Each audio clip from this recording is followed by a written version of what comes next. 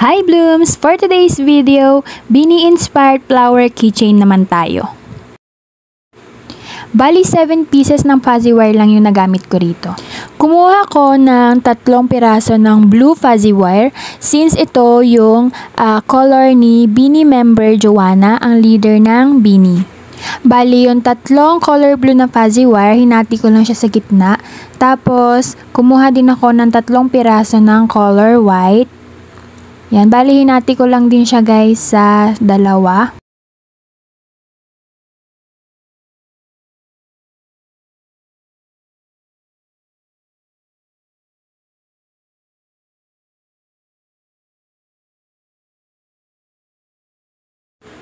Bali, yung pinaka-logo ng Beanie ay flower. So, meron siyang 5 petals. So, each petal, 2 color white po yung magagamit natin na fuzzy wire.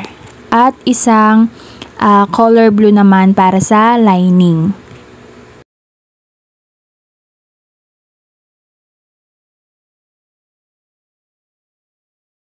Bali, magkakaroon lang tayo ng sobrang 15 centimeters na white fuzzy wire dito.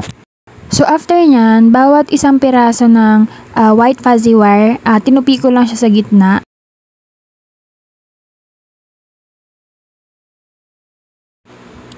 Then, kumuha na ako ng isang 15 centimeter na blue fuzzy wire. Tapos, yung 2 piraso ng white fuzzy wire, nilagay ko na siya dyan sa gitna.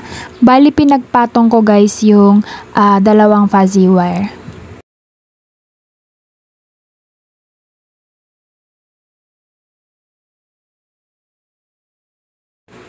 Then, make sure nagigit na yung ating blue fuzzy wire. Hawakan mo siya sa tuktok para hindi siya lumiko. Then, tutupiin mo siya ng pagganyan.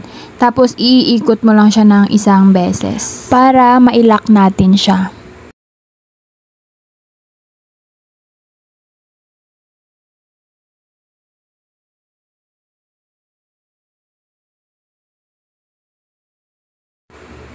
Ayan, very familiar ba kayo sa way ng paggawa natin ng petals?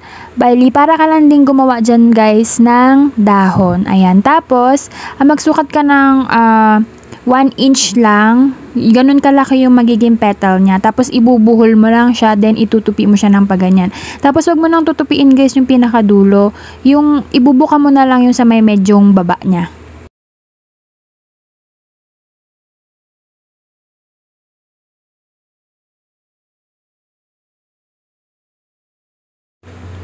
And then, yung pang-apat na fuzzy wire natin na color blue, yan naman yung gagawin nating star, yung sa may pinakagitna ng ating bulaklak.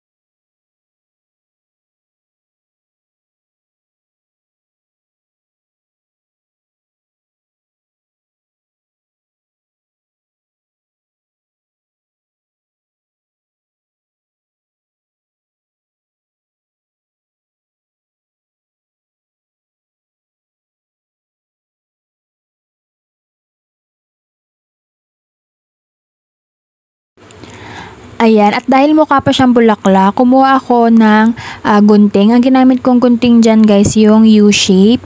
Ayan, gugupitin ko lang guys yung sa may gilid para magmukha siyang star. Pero wag naman masyadong manipis yung pagkakagupit nyo, baka mamaya yung wire na lang yung nakikita.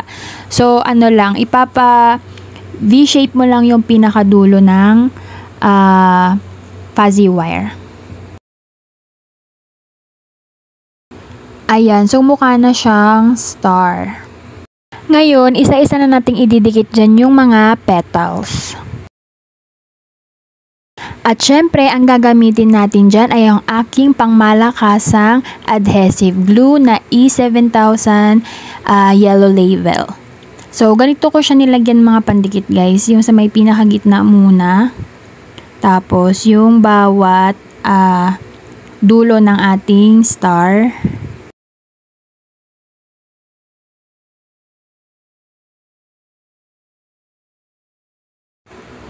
Then, lalagyan din natin ng glue yung sa may bandang ibaba ng ating mga petals. Pero bago yon, ginupit ko muna siya guys. Para hindi tayo mahirapan na gupitin siya kapag naidikit na.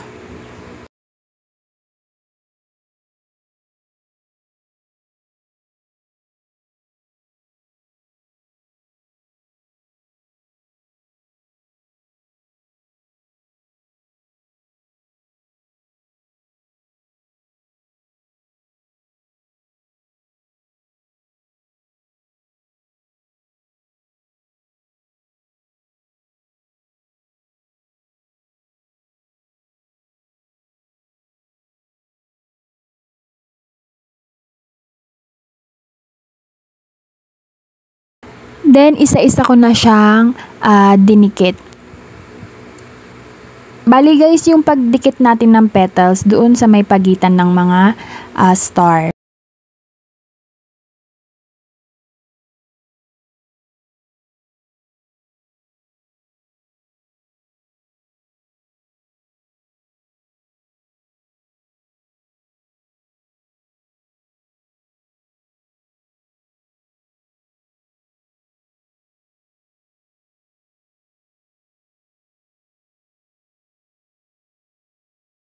Ayan, so malapit na tayong matapos guys.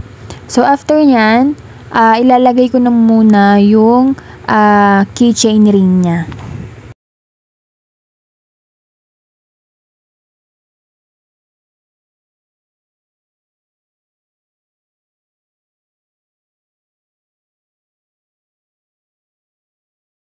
Nang maikabit ko na yung kanyang keychain ring, nilagyan ko siya ng glue dyan guys sa may taas kasi bumababa siya guys hanggang dun sa may pinakadulo.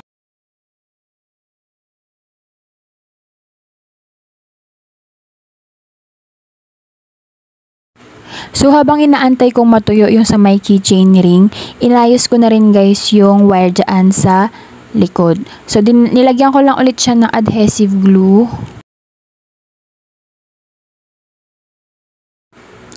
Tapos, yung sobrang wire dyan, ipapaikot lang natin siya.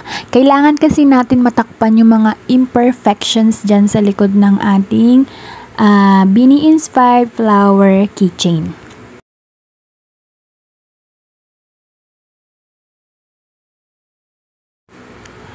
And then, yung natitira nating 15 centimeters na blue fuzzy wire, yan din yung ipangbabalot natin dyan sa likuran.